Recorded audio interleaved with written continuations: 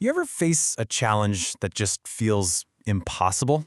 Well, today we are unlocking a really powerful strategy for turning those kinds of situations completely around. This is key number 7 from Dr. C. Ruth Taylor's series on winning at life, and it's all about how to win with faith. An old American proverb really captures this idea perfectly. Faith is the vision of the heart.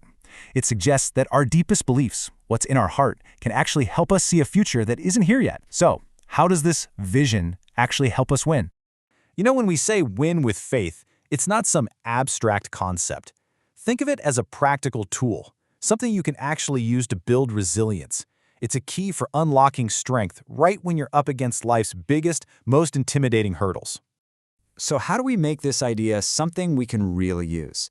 Well, Dr. Taylor breaks it down into 2 distinct, powerful elements that work together. Let's dive in and see what they are. Okay, so the first element is what she calls spiritual resilience. Just think of this as your internal power source. It's that strength, that peace, and even the insights you can get from faith in a higher power, especially when things get really tough. It's what recharges your batteries and gives you the energy to keep on going. Now, the second element is belief without proof, and this is something anyone can tap into.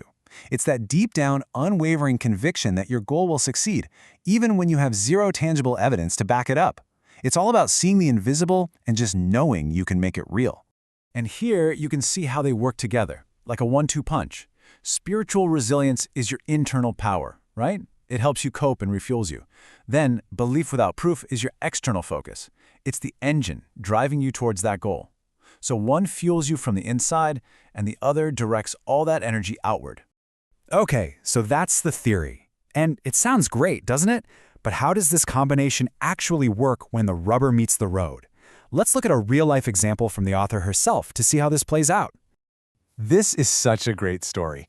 It's from when Dr. Taylor was working on her very first book, and she was facing this massive challenge of trying to find sponsors to get it published. So just imagine this for a second.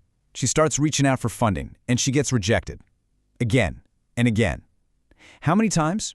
A staggering 64 no's. Can you even imagine that? I mean, that is enough to make almost anyone just give up completely. So what did she do?